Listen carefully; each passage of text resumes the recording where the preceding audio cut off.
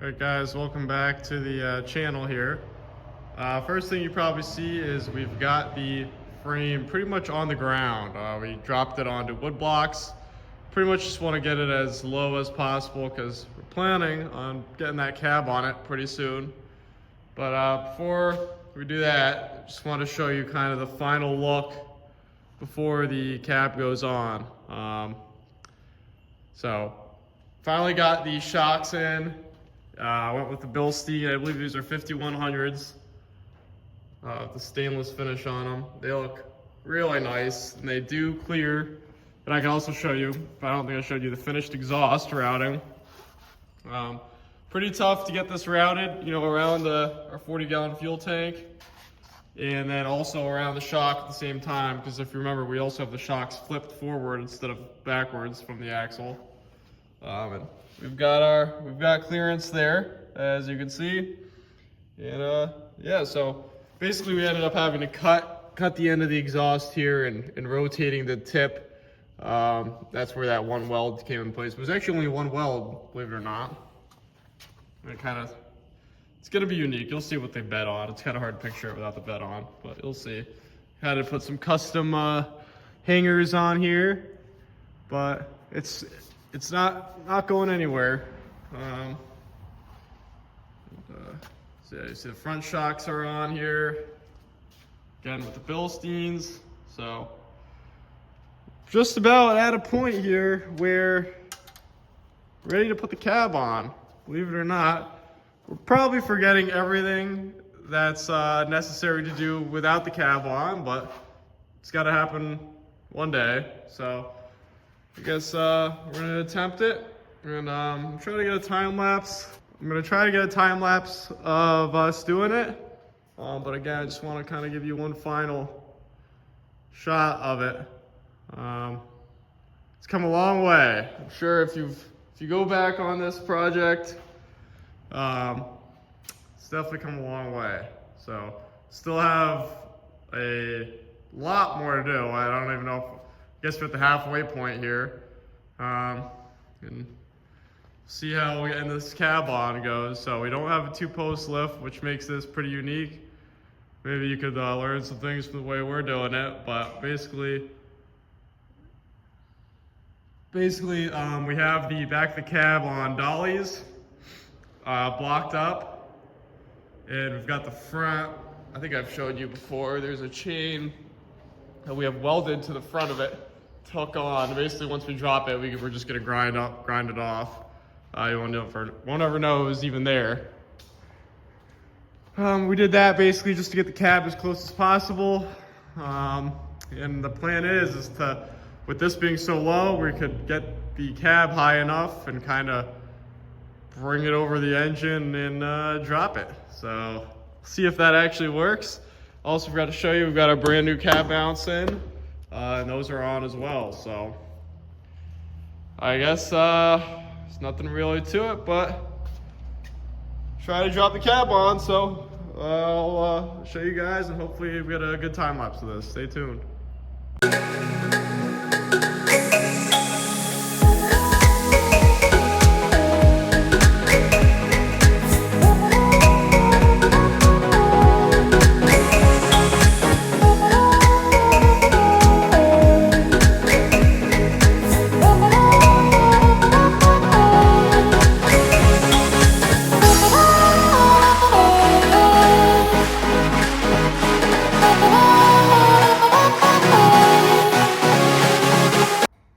Alright guys, so as you saw from the time lapse, we did get the cab on successfully without anyone getting hurt and without hurting the truck or the cab. So that's I'm quite pleased with that. That's been over our heads for a very long time. We've been thinking about how are we going to get this cab on, you know, with just hoists. You know, that's all we use. We're 2 cherry pickers. So that was quite the success. We already cut the chains off. Like I said, we had one chain here, you know, from here to here with a hoist, and we had, you know, another chain from here to there. So we sawzawed those off. Obviously, we're not leaving it like this. They'll all get ground down. We we just got to cover everything up first before we get the grinder out, because this is all pretty clean, pretty nice. So you can see my insulation came out pretty nice, you know, with the cab on. So I'm really happy I put some new insulation on there. That was from Amazon for like $30.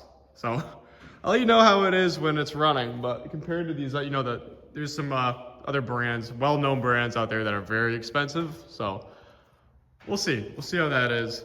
And I still have a ton extra that I'll be using for the inside of the cab. So got our body mounts all tight and lined up. As you can see, those look great. Yeah, the fronts are really the hardest, trying to, you know, sneak your hand in there, but other than that, I mean, quite pleased with how it went. You know, we got the shifter for the ZF6 went right in, because obviously I welded in. That's a different trans tunnel for the ZF6 because the cab was automatic. You know, got the cab mounts all tight. So I already started to, you know, do some miscellaneous stuff. So I hooked up the brake lines already, the two line connections that had to be hooked to the cab side. So that was this one and this one that goes to our ABS module. That's a tight little fit there, the way they routed that, but it works. Kind of a pain to get your hand in there, but again, it works. We already got our steering shaft connected to the steering box. That was a pain, you know, old stuff, old splines and stuff, but it's in. We just got to air hose all the rust off. There's an endless amount of, you know, that dusty rust in these swivel connections and stuff. So we'll have to do that. Really, my plan is, what it comes down to now is basically you reassemble the engine to a point where we can get this thing fired up, as well as the wiring harnesses. So I don't want to touch any of the body panels, any of the interior, really, until I hear this thing run.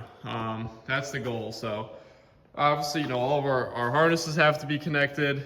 Got to get some coolers on here. Really just the radiator is what I'm concerned about, just to get it to start. Just because I don't want it puking out coolant on the ground. Gotta get a tune for this thing. Jelly built tune for sure. It's a lot of miscellaneous stuff. But that's really the goal. I just want to make sure I could, because all of this has been touched. The cab, all the wiring harnesses, the stash was swapped into this truck. I just want to make sure when I turn that key from the ignition that the starter engages, eventually, hopefully, the engine starts, and there's no significant leaks. That's where I'm at. So that's kind of the plan now, guys. I'm kind of in a state of shock that the cab's on it. I bought the initial, you know, the truck with where I got the engine and the trans and the axles. I bought that truck pretty much 1 year ago today. So it's been quite the project, but it's couldn't be more pleased with how it's starting to turn out. It's amazing looking at it with the cab on. I'll give you guys try to get a full shot for you here. So the bars are looking great. Just imagine it, you know, with all the doors on and a nice bed on it, wrapped. It's gonna be pretty cool. At least that's what my hope is, you know. So yeah, I'll definitely keep you guys updated with the whole reassembly of everything. I mean, and again, like from now on, it's just bolting stuff on, getting harnesses connected, you know, the really satisfying stuff, at least I like to think. And then once I have it running, I might get back into stuff that's not so satisfying. I don't know, interior is not really my favorite, I guess, and all the door panels and stuff, but yeah, stay tuned, stay updated. Yes, we will be fixing that dent on the cab before anyone mentions anything. It's not for me, that's how I bought the cab, but it'll be fixed. Hope you guys are enjoying it so far in the progress of this build. Let me know if you have any questions on how we did anything. So yeah, stay tuned, guys. Thanks for watching.